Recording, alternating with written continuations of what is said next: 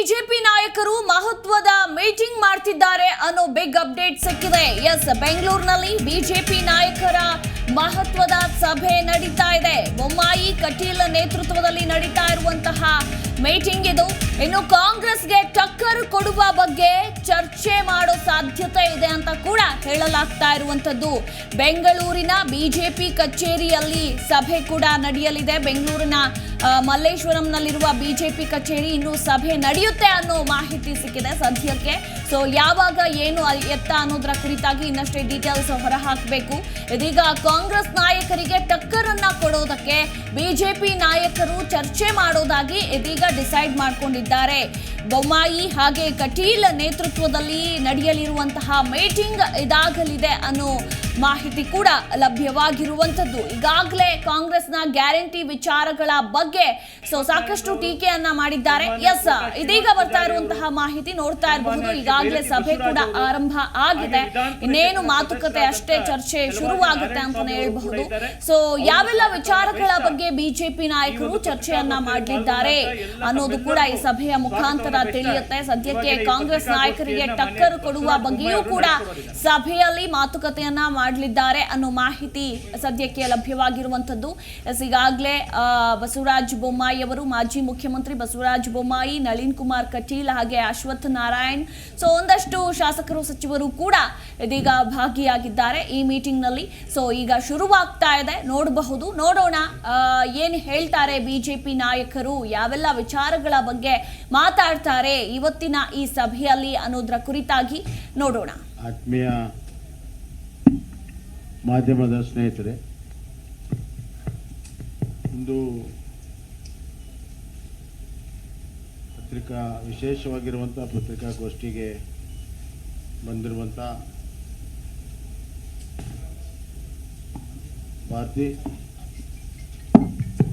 ಭಾರತೀಯ ಜನತಾ ಪಕ್ಷದ ಹಿರಿಯ ನಾಯಕರು, ಸಂಸತ್ ಸದಸ್ಯರು ಆದಂಥ ಶ್ರೀಮತಿ ಮೀನಾಕ್ಷಿ ಲೇಖಿ ಅವರೇ, ರಾಜ್ಯದ ಭಾರತೀಯ ಜನತಾ ಪಕ್ಷದ ಅಧ್ಯಕ್ಷರು, ಸಂಸತ್ ಸದಸ್ಯರು, ಆತ್ಮೀಯರಂಥ ನಳಿನ್ ಕುಮಾರ್ ಕಟೀಲ್ ಅವರೇ, ಹಾಗೂ ನಮ್ಮ ಇಂದಿನ ಸಚಿವ ಸಂಪುಟದ ಸೌದೆಗಳಾಗಿದ್ದಂಥ ಶಾಸಕರಾದಂಥ ಬಸವರಾಜ ಬೈರತಿಯವರೇ, ಶ್ರೀನಿವಾಸ್ ಪೂಜಾರಿ ಅವರೇ, ಅಶ್ವಥ್ ನಾರಾಯಣ್ ಅವರೇ, ಚಲವಾದಿ ಲಕ್ಷ್ಮೀನಾರಾಯಣ್ ಅವರೇ, ರವಿಕುಮಾರ್ ಅವರೇ, ಎಲ್ಲ ಆತ್ಮೀಯರೇ, ಇವತ್ತಿನ ಈ ಪತ್ರಿಕಾಗೋಷ್ಠಿಯ ಪ್ರಮುಖ ವಿಚಾರವನ್ನು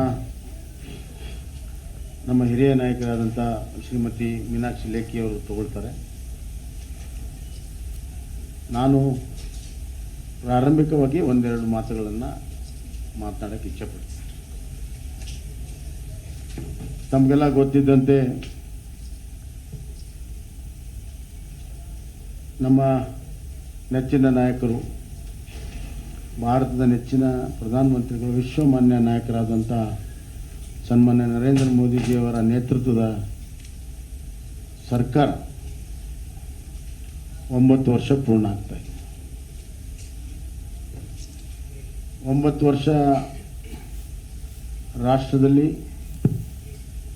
ಬಹಳಷ್ಟು ಬೆಳವಣಿಗೆ ಆಗಿದೆ, ಬದಲಾವಣೆ ಆಗಿದೆ. ರಾಷ್ಟ್ರ ಬಹಳ ಕ್ಷೇತ್ರಗಳಲ್ಲಿ ಮುನ್ನಡೆದಿದೆ. ಎಲ್ಲಕ್ಕಿಂತ ಹೆಚ್ಚಾಗಿ ಪ್ರತಿಯೊಬ್ಬ ನಾಗರಿಕನ ಬದುಕಿನಲ್ಲಿ ಕಳೆದ 9 ವರ್ಷದ ನೀತಿ ಮತ್ತು ಕಾರ್ಯಕ್ರಮಗಳ ಫಲವಾಗಿ ಪ್ರತಿಯೊಬ್ಬ ನಾಗರಿಕನ ಬದುಕಿನಲ್ಲಿ ಬಹಳ ದೊಡ್ಡ ಆರ್ಥಿಕ, ಶೈಕ್ಷಣಿಕ, ಸಾಮಾಜಿಕ ಬದಲಾವಣೆ ಮತ್ತು ಉನ್ನತೀಕರಣ ಆಗಿರುವಂಥದ್ದು ನಾವು ನೋಡ್ತೇವೆ. ಇವತ್ತು ಸನ್ಮಾನ್ಯ ನರೇಂದ್ರ ಮೋದಿಜಿಯವರು ಅಧಿಕಾರವನ್ನು ತೆಗೆದುಕೊಂಡಂಥ ಸಂದರ್ಭದಲ್ಲಿ ಭಾರತದ ಆರ್ಥಿಕ ಪ್ರಗತಿ ಕುಂಠಿತವಾಗಿತ್ತು. ಸ್ಪಷ್ಟವಾದಂಥ ನೀತಿ ಇರಲಿಲ್ಲ. ಪ್ಯಾರಾಲಿಸಿಸ್ ಆಫ್ ಪಾಲಿಸಿ ಆಗಿತ್ತು. ಒಂದಾದ ಮೇಲೆ ಒಂದು ಸ್ಕ್ಯಾಂಡಲ್ಗಳು ಎಲ್ಲ ಕ್ಷೇತ್ರಗಳಲ್ಲಿ ಇದ್ದುದನ್ನು ನಾವು ನೋಡ್ತಾ ಇದ್ದೀರಿ. ಭಾರತದ ವಿಶ್ವಾಸಾರ್ಹತೆ ಭಾಳ ಕೆಳಮಟ್ಟಕ್ಕೆ ಕುಸಿತಿತ್ತು, ಆಂತರಿಕವಾಗಿ ಮತ್ತು ವಿಶ್ವದಲ್ಲಿಯೇ ಭಾಳ ವಿಶ್ವಾಸಾರ್ಹತೆ ಕುಸಿತದ್ದನ್ನು ನಾವು ನೋಡ್ತೇವೆ. ಇಂಥ ಒಂದು ಲಿಗಸಿಯನ್ನು ಪಡ್ಕೊಂಡಂಥ ನರೇಂದ್ರ ಮೋದಿಜಿಯವರು ಭಾಳ ದೊಡ್ಡ ಸವಾಲುಗಳನ್ನು ಎದುರಿಸುವಂಥ ಪರಿಸ್ಥಿತಿ ಇದ್ದಂಥ ಸಂದರ್ಭದಲ್ಲಿ ಅವರು ತಮ್ಮ ಮುಖ್ಯಮಂತ್ರಿಯಾಗಿ ಗುಜರಾತಿನ ಮುಖ್ಯಮಂತ್ರಿ ಆಗಿರುವಂಥ ಆಡಳಿತದ ಅನುಭವ ಮತ್ತು ರಾಷ್ಟ್ರವನ್ನು ಸಂಪೂರ್ಣವಾಗಿ ಬಲ್ಲವರಾಗಿದ್ದರು. ಹೀಗಾಗಿ ಎರಡು ಥರದ ಬದಲಾವಣೆಗಳನ್ನು ಅವ್ರು ಮಾಡಿದರು. ಒಂದು ಮೂಲಭೂತವಾಗಿ ಫಂಡಮೆಂಟಲ್ ಚೇಂಜ್ ಏನಾಗಬೇಕು ಅದಕ್ಕೆ ಭಾಳಷ್ಟು ಒತ್ತನ್ನು ಕೊಟ್ಟರು. ಆ ಮೂಲಭೂತ ಬದಲಾವಣೆಯಿಂದ ಭಾರತದ ಆರ್ಥಿಕ, ಸಾಮಾಜಿಕ, ಶೈಕ್ಷಣಿಕವನ್ನು ಸುರಕ್ಷಿತಗೊಳಿಸುವಂಥದ್ದು ಮತ್ತು ಭಾರತದ ಬಾಹ್ಯ ಮತ್ತು ಆಂತರಿಕವಾಗಿ ಸುರಕ್ಷತೆಗೊಳಿಸಿರುವಂಥದ್ದು. ನಮ್ಗೆ ನೆನಪಿದೆ, UPA ಸರ್ಕಾರದ ಅವಧಿಯಲ್ಲಿರುವಂಥ ಟೆರರಿಸಮು, ಬಾಂಬ್ ಬ್ಲಾಸ್ಟ್ಗಳು, ನಮ್ಮ ಕಚೇರಿ ಎದುರಿಗೆ ಬಾಂಬ್ ಬ್ಲಾಸ್ಟ್ ಆಗಿರುವಂಥದ್ದು ಇಲ್ಲೇ ಉದಾಹರಣೆ ಇದೆ. ಎಲ್ಲ ಕಡೆ ಟೆರರಿಸಮ್ ಭಾಳ ದೊಡ್ಡ ಆ್ಯಕ್ಟಿವಿಟಿ ಇತ್ತು. ಹೊರ ದೇಶದಿಂದ ಅವ್ರಿಗೆಲ್ಲ ರೀತಿಯ ಸಹಾಯ ಸಿಗ್ತಾ ಇತ್ತು. ಅದನ್ನು ಸಂಪೂರ್ಣವಾಗಿ ನಿಯಂತ್ರಣವನ್ನು ಮಾಡಿರುವಂಥದ್ದು, ರಾಷ್ಟ್ರದಲ್ಲಿ ಒಂದು ಶಾಂತಿ ನೆಲೆಸುವಂಥದ್ದು, ರಾಷ್ಟ್ರದ ಸುರಕ್ಷತೆ, ಅಖಂಡತೆ, ಏಕತೆಯನ್ನು ಕಾಪಾಡಿರುವಂಥದ್ದು. ಒಂದು ಕಡೆ ಸುರಕ್ಷತೆಯನ್ನು ಮಾಡಿದರೆ ಆರ್ಟಿಕಲ್ 370 ಮಾಡಿ ರಾಷ್ಟ್ರದ ಏಕತೆ, ಅಖಂಡತೆಯನ್ನು ಇವತ್ತು ಭಾಳ ವರ್ಷದಿಂದ ಅದರ ಬೇಡಿಕೆ ಇತ್ತು. ಅದು ಏಕತೆ, ಅಖಂಡತೆಯನ್ನು ಮಾಡೋ ಸಲುವಾಗಿ ಕಾಶ್ಮೀರನ ಜೋಡಿಸಿರುವಂಥದ್ದು. ಇದರ ಜೊತೆಗೆ ಎರಡು ಪ್ರಮುಖ ಕೆಲಸವನ್ನು ಅವ್ರು ಮಾಡಿರುವಂಥದ್ದು ನಾವೆಲ್ಲರೂ ಕೂಡ ಗಮನಿಸ್ತೇವೆ. ಒಂದನೇದ್ದು GSTಯನ್ನು ಅವರು ತಂದಿರುವಂಥದ್ದು. GST ಭಾಳ ವರ್ಷದಿಂದ ಚರ್ಚೆಯಲ್ಲಿತ್ತು.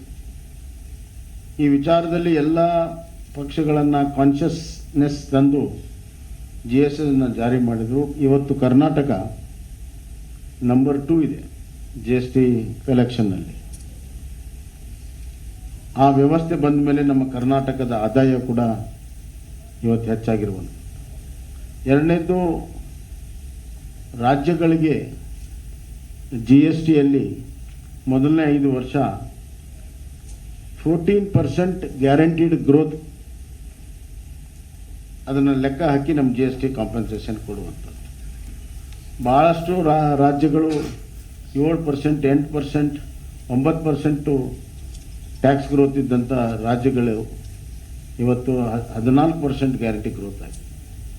ಹೀಗೆ ರಾಷ್ಟ್ರದಲ್ಲಿ ಆರ್ಥಿಕತೆಯನ್ನು ಬೆಳವಣಿಗೆಯ ಜೊತೆಗೆ ಆರ್ಥಿಕವಾಗಿ ರಾಜ್ಯಗಳಿಗೆ ದೊಡ್ಡ ಪ್ರಮಾಣದಲ್ಲಿ ಹಂಚಿಕೆ ಮಾಡೋದರಲ್ಲೂ ಕೂಡ ಅದು ಅನುಕೂಲ ಆಗಿದೆ. ಎರಡನೇದು, ನೀತಿ ಆಯೋಗವನ್ನು ಅವರು ತಂದಿದ್ದಾರೆ. 40% ಡೆವಲ್ಯೂಷನನ್ನು ರಾಜ್ಯಕ್ಕೆ ಇವತ್ತು ಕೊಟ್ಟಿದ್ದಾರೆ. ಕಳೆದ 7 ವರ್ಷದಿಂದ ಪ್ರತಿ ವರ್ಷ ನಮಗೆ 8 ರಿಂದ 10 ಸಾವಿರ ಕೋಟಿ ಅತಿ ಹೆಚ್ಚು ಡೆವಲ್ಯೂಷನ್ ಇವತ್ತು ನಮ್ಮ ಕರ್ನಾಟಕ ರಾಜ್ಯಕ್ಕೆ ಇವತ್ತು ಬರ್ತಾ ಇದೆ. ಅದಾದಮೇಲೆ ನ್ಯೂ ಎಜುಕೇಷನ್ ಪಾಲಿಸಿ, ಆಧುನಿಕ ಜಗತ್ತಿಗೆ, ಆಧುನಿಕ ಒಂದು ವ್ಯವಸ್ಥೆಯಲ್ಲಿ ನಮ್ಮ ಮಕ್ಕಳು ಸ್ಪರ್ಧಾತ್ಮಕವಾಗಿ ಭಾಳಷ್ಟು ಸಶಕ್ತ ಆಗಬೇಕು, ತಯಾರಾಗಬೇಕು, ಹೊಸ ಸವಾಲುಗಳನ್ನು ಎದುರಿಸೋದಕ್ಕೆ. ಅದಕ್ಕೆ ಹೊಸ ಶಿಕ್ಷಣ ಭಾಳ ಅವಶ್ಯಕತೆ ಇದೆ ಅಂತ ಭಾಳ ವರ್ಷ ಚರ್ಚೆ ಆಗ್ತಾ ಇತ್ತು. ಆದರೆ ಮಾಡುವಂಥ ಕೆಲಸ ಯಾರೂ ಮಾಡಿರಲಿಲ್ಲ. ನರೇಂದ್ರ ಮೋದಿಜಿಯವರು ಹೊಸ ಶಿಕ್ಷಣ ನೀತಿಯನ್ನು ತಂದರು. ಹೊಸ ಶಿಕ್ಷಣ ನೀತಿಯನ್ನು ಅಡಾಪ್ಟ್ ಮಾಡಿದ್ದು first Karnataka. Karnataka is the first state to adopt the new education policy. And already ಈಗ ನಾವು ಅದನ್ನು ಅಡಾಪ್ಟ್ ಮಾಡಿ ಈಗ 2ನೇ ವರ್ಷಕ್ಕೆ ಕಾಲಿಟ್ಟಿದ್ದೇವೆ. ಮೊದಲನೇ ಸೆಮಿಸ್ಟರ್ ಮತ್ತು ಮೊದಲನೇ ವರ್ಷದ ವಿದ್ಯಾರ್ಥಿಗಳಿಗಾಗಲೇ ಪಾಸ್ ಆಗಿದ್ದಾರೆ. ಅದರಲ್ಲಿರುವಂಥ ಇಂಟರ್ ಸೆಕ್ಟೋರಿಯಲ್ ಫ್ಲೆಕ್ಸಿಬಿಲಿಟಿ, ಚಾಯ್ಸ್ ಮತ್ತು ಬೇರೆ ಬೇರೆ ಹಂತದಲ್ಲಿ ಅವರಿಗೆ ಸರ್ಟಿಫಿಕೇಷನ್ ಕೊಡುವಂಥದ್ದು ಹಲವಾರು ಹೊಸ ವಿಚಾರಗಳು ಅದರಲ್ಲಿ ಬಂದಿದೆ. ಅದನ್ನು ನಮ್ಮ ಕರ್ನಾಟಕ ಇವತ್ತು ಮಾಡಿಕೊಂಡಿದೆ. ಇದರ ಜೊತೆಗೆ ಸಾಮಾಜಿಕವಾಗಿ ಎಕನಾಮಿಕ್ ವೀಕರ್ ಸೆಕ್ಷನ್ಗೆ ಇವತ್ತು 10% ರಿಸರ್ವೇಷನನ್ನು ಕೊಟ್ಟಿರುವಂಥದ್ದು, ಸುಪ್ರೀಂ ಕೋರ್ಟ್ ಅದನ್ನು ಎತ್ತಿ ಹಿಡಿದಿರುವಂಥದ್ದು ಮತ್ತು OBC ಕಮಿಷನ್ಗೆ ಒಂದು ಕಾನ್ಸ್ಟಿಟ್ಯೂಷನಲ್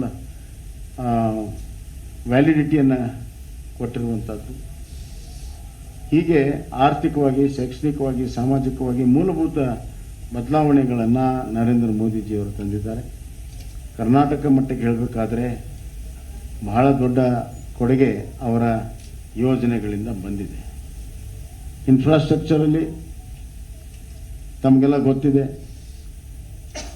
ಅತಿ ಹೆಚ್ಚು ನ್ಯಾಷನಲ್ ಹೈವೇ ಕಳೆದ 73-74 ವರ್ಷದಲ್ಲಿ ಏನು ನ್ಯಾಷನಲ್ ಹೈವೇ ಆಗಿತ್ತು ಸುಮಾರು 4,500 ಕಿಲೋಮೀಟರ್. ಆದರೆ ಕಳೆದ 9 ವರ್ಷದಲ್ಲಿ ಇವತ್ತು 5,000 ಕಿಲೋಮೀಟರ್ ಮಂಜೂರಾತಿಯಾಗಿ ಅದರಲ್ಲಿ 30,000 ಕೋಟಿ ರೂಪಾಯಿ ಬಿಡುಗಡೆಯಾಗಿ ಇವತ್ತು ಬಹುತೇಕವಾಗಿ ಎಲ್ಲ ಕಾಮಗಾರಿಗಳು ಕೂಡ ಮುಗಿಯುವ ಹಂತದಲ್ಲಿದ್ದಾವೆ. ಅದೇ ರೀತಿ ನಮ್ಮ ಮೆಟ್ರೋಗೆ ಬಹಳ ದೊಡ್ಡ ಬೆಂಗಳೂರು ಮೆಟ್ರೋಗೆ ಸಹಾಯವನ್ನು ಮಾಡಿದ್ದಾರೆ. ಸಬರ್ಬನ್ ರೈಲ್ಗೆ 15,000 ಕೋಟಿ ರೂಪಾಯಿಯ ಯೋಜನೆಯನ್ನು ಕೊಟ್ಟಿದ್ದಾರೆ. ಮತ್ತು ಮೊನ್ನೆ ಮುಖ್ಯಮಂತ್ರಿಗಳು ಫೈನಾನ್ಸ್ ಕಮಿಷನ್ 5,000 ಕೋಟಿ ರೂಪಾಯಿ ಬರಬೇಕಾಗಿತ್ತು, ಬಂದಿಲ್ಲ, ಕೇಳಿಲ್ಲ ಅಂತ ಹೇಳ್ತಾರೆ.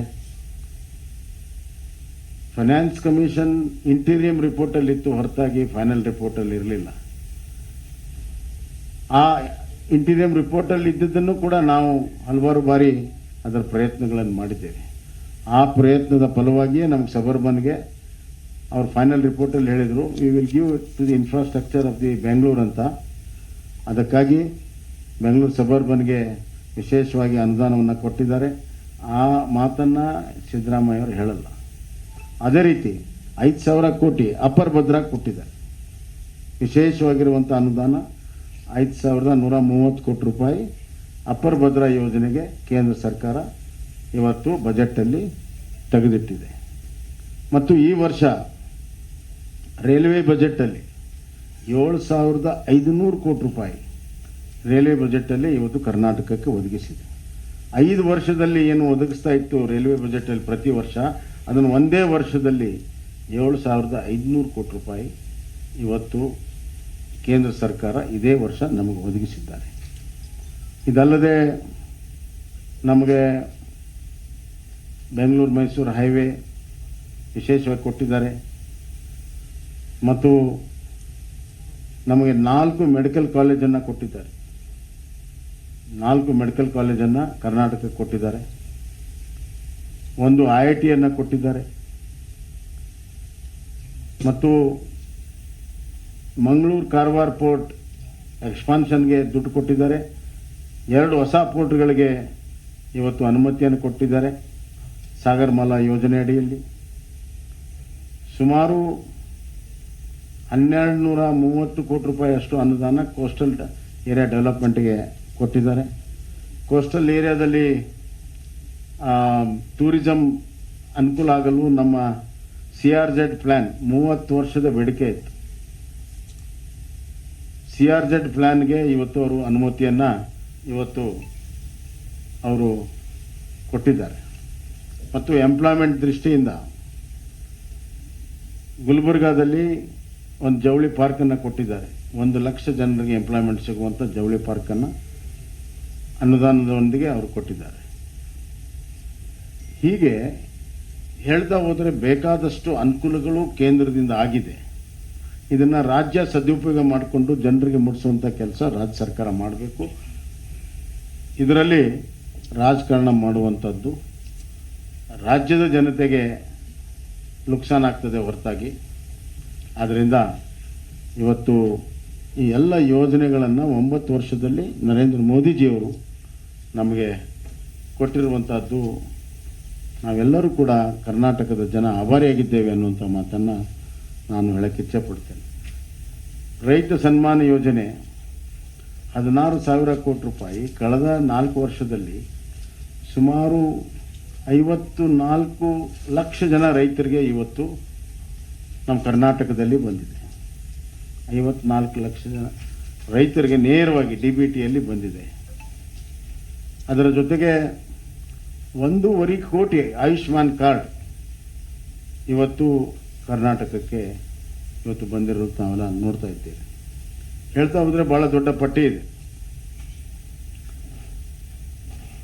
ಇವತ್ತು ಪ್ರಧಾನ ಮಂತ್ರಿ ಆವಾಸ್ ಯೋಜನೆ ಕೇವಲ ಒಂದು ಫಾರ್ಮಲ್ ಆಗಿ ಒಂದು ಡಿಜಿಟಲ್ ಪ್ಲಾಟ್ಫಾರ್ಮ್ ಬದಲಾವಣೆ ಮಾಡೋಕ್ಕೆ ಒಪ್ಪದೆ ಸುಮಾರು 17 ಲಕ್ಷ ಮನೆಗಳ ಮಂಜೂರಾತಿ ಹಿಂದಿನ ಸರ್ಕಾರ ಕಾಲದಲ್ಲಿ ತಡೆ ಹಿಡಿದಾಗಿತ್ತು. ನಾವು ಬಂದ ಮೇಲೆ ಈಗ ಸುಮಾರು 17 ಲಕ್ಷ ಪ್ರಧಾನಮಂತ್ರಿ ಆವಾಸ್ ಯೋಜನೆಗೆ ಮಂಜೂರಾತಿಯನ್ನು ಕೊಟ್ಟಿದ್ದಾರೆ. ಬರುವಂಥ ದಿನಗಳಲ್ಲಿ ಅವುಗಳಿಗೆ ಇವತ್ತು ನಾವು ಕೇಂದ್ರ ರಾಜ್ಯ ಸರ್ಕಾರ ಅನುದಾನವನ್ನು ಒದಗಿಸಬೇಕಾಗ್ತದೆ. ಅಂದಾಗ ಮಾತ್ರ ಅದು ಬಡ ಜನರಿಗೆ ಮುಟ್ಟಿಸೋಕ್ಕೆ ಸಾಧ್ಯ ಇದೆ. ಇವತ್ತು 9 ವರ್ಷದ ಬದಲಾವಣೆ ಬಹಳ ಪ್ರಮುಖವಾಗಿತ್ತು ಅಂತ ನನ್ನ ಭಾವನೆ. ನರೇಂದ್ರ ಮೋದಿಜಿಯವರು ಪ್ರಧಾನಮಂತ್ರಿ ಆಗಿದ್ದರಿಂದ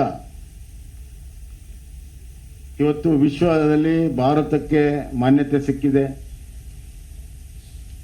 ರಾಷ್ಟ್ರ ರಾಜ್ಯ ಸುರಕ್ಷಿತವಾಗಿದೆ. ಬಡವರ ಗರೀಬ್ ಕಲ್ಯಾಣ ಯೋಜನೆಗಳು ಪ್ರಾರಂಭ ಆಗಿದೆ.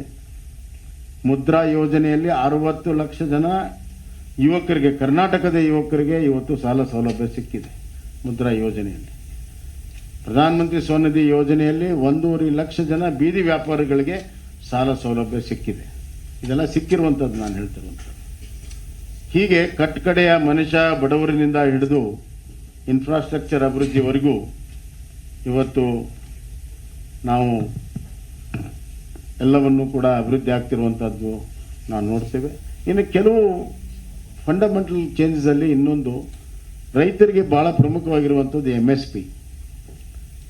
MSP ಹಳೆ ಮಾನದಂಡ ಭಾಳ ವರ್ಷದಿಂದ ಇತ್ತು. ಆ MSPನ ಸುಮಾರು 300 ಪಟ್ಟು ಹೆಚ್ಚನ್ನು ಮಾಡಿರುವಂಥದ್ದು ನರೇಂದ್ರ ಮೋದಿಜಿಯವರ ಸರ್ಕಾರ. ಇದರಿಂದ ರೈತರಿಗೆ ಕಷ್ಟದಲ್ಲಿ ಮಾರುವಂಥ ಅವರ ದವಸ ಧಾನ್ಯಕ್ಕೆ ಬೆಂಬಲ ಬೆಲೆ ಅತಿ ಹೆಚ್ಚು ಇವತ್ತು ಸಿಗುವಂಥ ಇವತ್ತು ಕೆಲಸಗಳಾಗಿದೆ. ಅದರ ಜೊತೆಗೆ ಫ್ಲಡ್ಸಲ್ಲಿ ಕೂಡ ಪರಿಹಾರ ಕೊಡುವಂಥ ಮಾನದಂಡ ಭಾಳ ಹಳೇದಿತ್ತು. ಮನೆ ಬಿದ್ದರೆ 25,000 ಅತಿ ಹೆಚ್ಚು, ಅದಕ್ಕೆ 95,000ಕ್ಕೆ ಕೇಂದ್ರ ಸರ್ಕಾರ ಇದೆ. ನಾವು 5 ಲಕ್ಷಕ್ಕೆ ಏರಿಸಿದ್ದೇವೆ. ಒಣ ಬೇಸಾಯಕ್ಕೆ ಕೇವಲ 2,000 ಇತ್ತು, ಅದನ್ನು 6,500 ಕೇಂದ್ರ ಸರ್ಕಾರ ಹೆಚ್ಚು ಮಾಡಿ. ಹೀಗೆ ಫ್ಲಡ್ಸ್ ಆಗಲಿ, ಸಂಕಷ್ಟದಲ್ಲಿರುವಾಗ ಪರಿಹಾರ ಹೆಚ್ಚಾಗಿದೆ, ಬೆಂಬಲ ಬೆಲೆ ಹೆಚ್ಚಾಗಿದೆ. ಅಮೂಲ್ಯಕರವಾಗಿರುವಂಥ ಅವಶ್ಯಕತೆ ಇರುವಂಥ ಎಲ್ಲ ಬದಲಾವಣೆಗಳನ್ನು ತಂದಿದೆ. ರಾಷ್ಟ್ರವನ್ನು ಆರ್ಥಿಕವಾಗಿ ಸಬಲೀಕರಣ ಆಗಿದೆ. ಎಕನಾಮಿಕಲಿ 11th ಪೊಸಿಷನ್ ಇದೆ, 5th ಪೊಸಿಷನ್ ಬಂದಿದೆ. ಇವತ್ತು 5 ಟ್ರಿಲಿಯನ್ನಲ್ಲಿ ಕರ್ನಾಟಕ 1 ಟ್ರಿಲಿಯನ್ ಮಾಡೋದಕ್ಕೆ ಸಶಕ್ತವಾಗಿ ನಾವೆಲ್ಲವನ್ನು ಕೂಡ ಪ್ರಾರಂಭ ಮಾಡಿದ್ವಿ.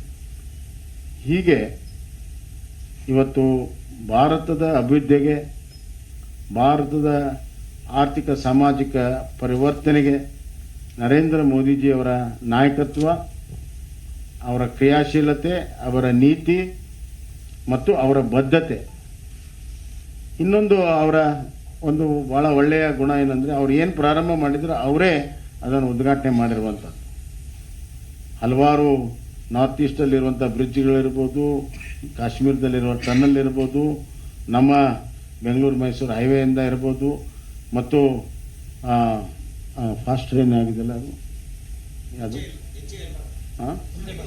ವಂದೇ ಭಾರತ್ ರೈಲ್ ಇರ್ಬೋದು, ಹೆಲಿಕಾಪ್ಟರ್ ಫ್ಯಾಕ್ಟ್ರಿ ಇರ್ಬೋದು, ಹಲವಾರು ಉದಾಹರಣೆಗಳನ್ನು ಕೊಡ್ಬೋದು. ಕೊನೆಯದಾಗಿ ಹೊಸ ಸಂಸತ್ ಏನಾಗಿದೆ ಅವರೇ ಪ್ರಾರಂಭ ಮಾಡಿ ಅವರೇ ಉದ್ಘಾಟನೆ ಮಾಡಿರುವಂಥ ಗತಿಶಕ್ತಿ ಅಂತ ಒಂದು ಯೋಜನೆಗಳನ್ನು ಹಾಕ್ಕೊಂಡು ಎಲ್ಲ ಮೆಗಾ ಪ್ರಾಜೆಕ್ಟ್ಗಳಿಗೆ ಸ್ಪೀಡನ್ನು ಕೊಡುವಂಥ ಕೆಲಸವನ್ನು ಮಾಡಿ ಒಬ್ಬ ದೂರದೃಷ್ಟಿ ಇರುವಂಥ ಒಬ್ಬ ವಿಷನರಿ ಸ್ಟೇಟ್ಸ್ಮನ್ ಮತ್ತು ಅತ್ಯಂತ ಕಟ್ಟುಬದ್ಧಾಗಿ ಕರ್ತವ್ಯ ನಿಷ್ಠೆಯಿಂದ ದೇಶವನ್ನು ಕಟ್ಟುವಂಥ ದೇಶ ಪ್ರೇಮಿ ನರೇಂದ್ರ ಮೋದಿಜಿಯವರ ನೇತೃತ್ವದಲ್ಲಿ 9 ವರ್ಷ ಮುಂದಿನ ಅಮೃತ ಕಾಲಕ್ಕೆ ಭದ್ರ ಅಡಿಪಾಯನ್ನು ಹಾಕಿದೆ. ಒಂದು ಸ್ಪ್ರಿಂಗ್ ಬೋರ್ಡನ್ನು ಕೊಟ್ಟಿದೆ, ಪ್ಲಾಟ್ಫಾರ್ಮನ್ನು ಕೊಟ್ಟಿದೆ. ಇದು ಈ 9 ವರ್ಷ ಭಾರತದ ಇತಿಹಾಸದಲ್ಲಿ ಅತ್ಯಂತ ನೆನಪಿಡುವಂಥ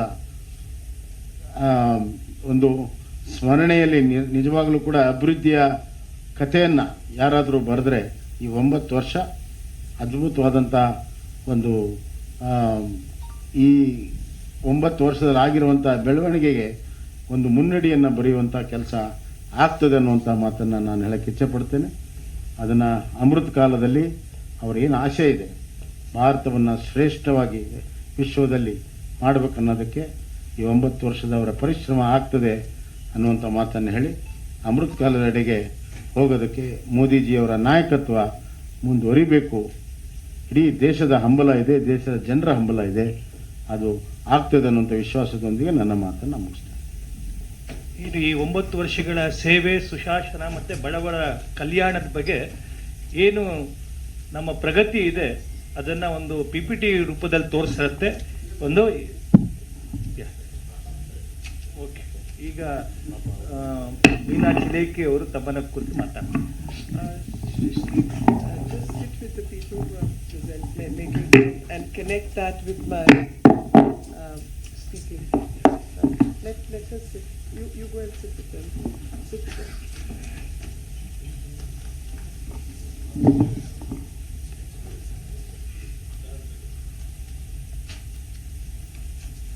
Ellaragu namaskara.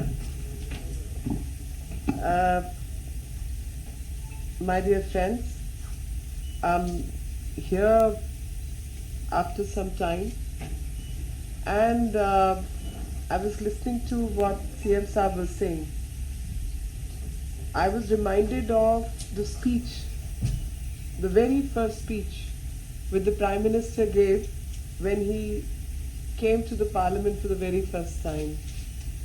He touched the podium, he bowed to the steps, he bowed to the Parliament at the steps of the Parliament, and then once he went in, he said in Hindi, मेरी सरकार, ये सरकार गरीबों को, किसानों को, वंचितों को समर्पित है, which means that this government is dedicated to the poor, the farmers and the marginalized.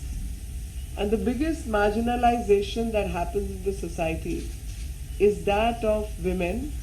So automatically the women's welfare has been part of his program. So past 9 years have showcased what is good governance.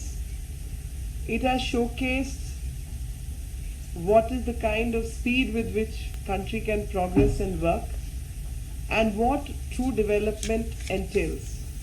This is how on these 3 limbs I can discuss the developmental process. And I must say, in past 9 years, it's not been easy, and in English, as we say, it's been a Herculean task, and it's been a Herculean task to deal with corruption, it's been a Herculean task to deal with Jan Seva, it's been a Herculean task to deal with development of the marginalized. It's been quite a task. But we all know the word Herculean task. We all understand the depth and the width of the enormity of a problem the moment I say Herculean task. But if I was to say it was a Bhagirath Prayas, how many of you would understand?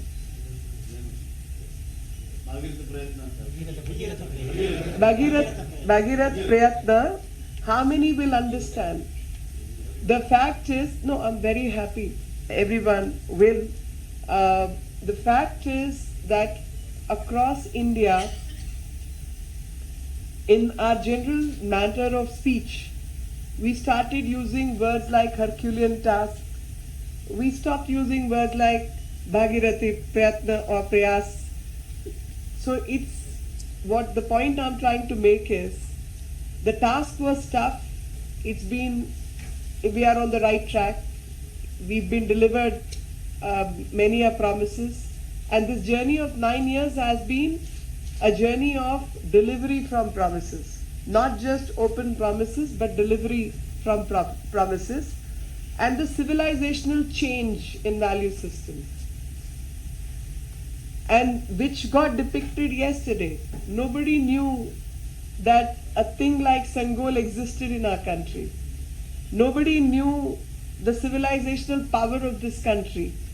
And the task of Mr. Modi has been to develop, to progress, to do everything and keeping the civilizational ethos and values of this country. And that's what he has been trying to do. And that was what my emphasis was, that Herculean task is something which is understood, but Bhagirathi Prayatna or Prayas is less spoken, is not talked about, because the elites who got into power post 1947 when India became independent tried to deny that civilizational link to their own civilization from which they benefited. And the prayas on the part of Prime Minister has been to regenerate that feeling of pride in all of us about the civilizational ethos and values of this country. And that has been a Bhagirathi Prayatna or Prayas by itself. And I must say that when we talk about Jan Kalyan, if I can have the PPT. So they've already reached the vaccine. I must say that at the time of COVID or the pandemic, we got to see that so many systems collapsed, not only in India, but even amongst the more developed nations. A lot of countries I would not like to name, but could not even dispose of their dead. Their dead bodies were kept in refrigerators for a very long time. But in India, which is not so rich, we had a very large population to deal with. Our infrastructures were weak, but instead of crumbling due to that weakness, he's one man who stood by his kartavya nishtha, by the deeds he did, and I'm sure all of us benefited by the Covaxin, Covishield, the vaccines made in India, and you can understand the impact of those vaccines, which have proved to be one of the best vaccines in the world. But when production had to happen, before that, when research was happening, I want to remind every one of you how these people from the opposition were trying to sell foreign products in this country. They had no confidence that Indian products could be as good or better, but they were insisting that import vaccines from other countries and give us those vaccines. When Government of India planned that vaccines will be given to the senior citizens first, and before even senior citizens, to corona warriors, the forces, the army, the nurses, the doctors, the Safai Karamcharis, the Raitus, when they will be given the vaccine first, these people were questioning that policy. When India gave vaccine to the senior citizens first, they were questioning, where are the vaccines for my children?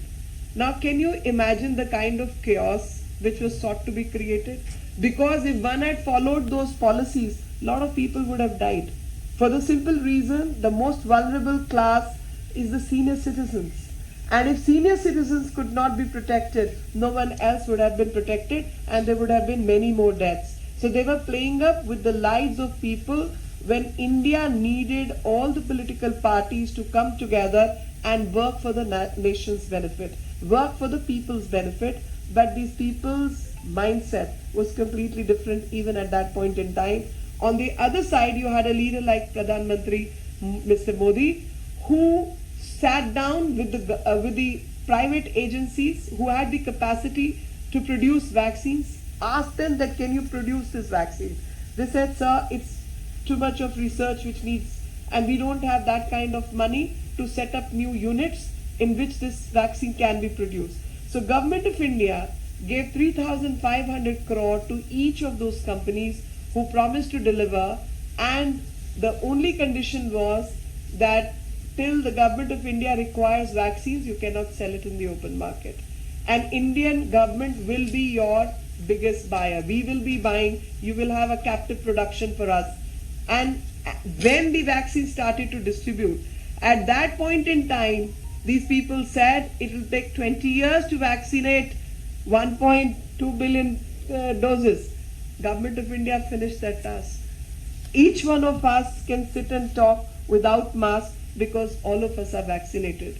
And the Prime Minister's vaccine is no different from the vaccine you and me have got, or our Safai Karamchari has got, or people at the bottom of the ladder have got, and all of us got our vaccine at the right time from a center close to where we could have got. Each one of us have e-certificates with us.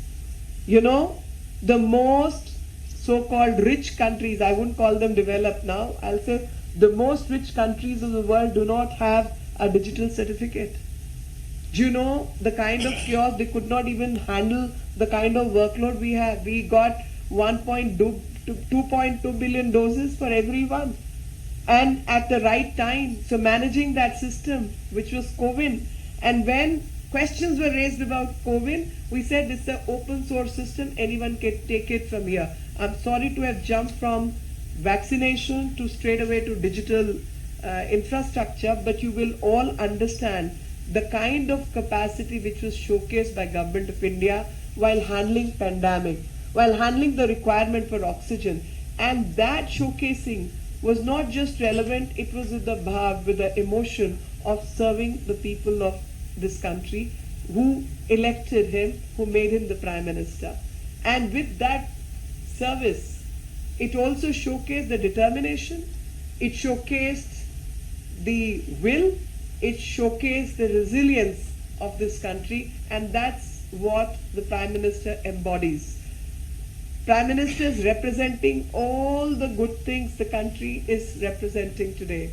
We are all energized, we want changes, we are aspirational, we want work, we are connected to our roots, we want to progress ahead, we want to use technology, and that's what is being embodied by the office of the Prime Minister. The Prime Minister as a person embodies all these things and is leading from the front.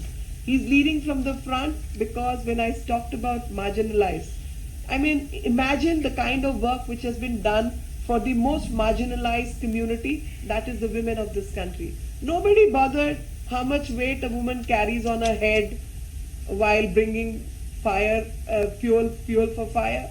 Nobody bothered how much time she spends when there is no ration at home. Nobody understood that what kind of time and energy is wasted by a woman in fetching water so that the children can get cooked meal or bathing or for other requirements.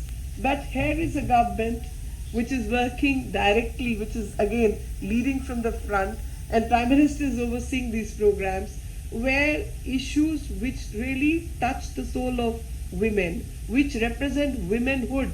I mean, womanhood cannot but be represented by a phase in life when children drop out of the school because of menstruation. Women get into difficulty because they are unable to function properly at that point in time. Prime Minister of the country talking about sanitary pads. Prime Minister of the country talking about sanitation facilities in this country. Yes, yesterday he said we built the Parliament House, but we also built 13 crore toilets. That is the strength on which this government has worked.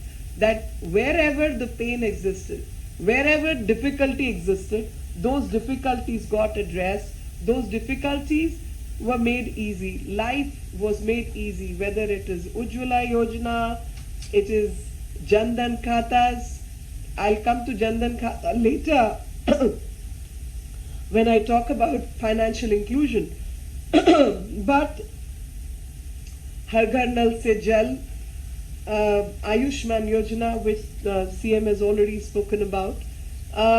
So many aspects, sanitary pads, toilets, Har Ghar Nal Se Jal. These are issues which were not even addressed for a common woman. And because of this, she was getting health issues, she was getting into health problems. When the woman of the house is suffering, everybody in the society suffers. Children, husband, in-laws, parents, everybody is suffering. When the focal point, the woman of the family suffers, everyone suffers. So he tried to address. I mean, let's not forget, he's a person who came from very impoverished and poor background. He would have seen these things with his own eyes when his mother must have been suffering. And he would have developed that emotion to address these issues, that these are the things which got to be addressed. These are the things which need to be spoken about. And you see a result of a true sensitivity towards the cause. And that sensitivity is reflected by the work done. That sensitivity is reflected by the speed with which the work gets done. And if I talk about the next slide, let's move to the next. Medical treatment we've already spoken about. So poor. Here I will say everybody talked about Garibi Hatao. Ever since I've been born, I've been listening to this word, and I'm above 50. For that many years, Garibi Hatao. So for that many years, Garibi Hatao program was going on, and the Garibi was not, we were not able to get rid of Garibi. What we were getting in return is more Garib, and what we were getting is more corruption. Because all the money that was meant for the poor was going into some people's pocket. It never reached the last person which had to be connected, which had to get that benefit. So government sending money and money is not reaching. We talked about financial inclusion, but there was no inclusion. We talked about reaching doorstep delivery, but it was not happening. You know, within 4 months, initial year when he took over as a Prime Minister, he came up with this Jan Dhan Yojana, Jan Dhan bank accounts, and everyone, you can go back, check the reports, your own teams would have covered the opposition, and they said, you are burdening the banks because these people have no money. What are these accounts worthy of? And this is the most useless scheme which Government of India is bringing, which Prime Minister is bringing. Remember that time, as you remember about COVID, because it happened in recent past. Look at the negativity. Every time a good thing gets done, the amount of negativity which is poured into it. Lack of understanding, lack of vision is all I can think of. At that point in time when these bank accounts were opened, this was actually for social and financial inclusion. Imagine 70 years of India's independence, and this country with 100 crore plus population only had close to 12 crore bank accounts. Can you imagine? 12 crore bank accounts for 100 crore people. This was the state. And more than 100 crore people were there. And there would have been families which would have got more than 5 accounts, 10 accounts just in one family. ಪ್ರತಿಕ್ಷಣದ ಸುದ್ದಿಗಾಗಿ Zee Kannada news app download ಮಾಡಿ. Live TV, latest updates, entertainment, lifestyle, technology ಸುದ್ದಿ ನಿಮ್ಮ ಅಂಗೈಯಲ್ಲಿ.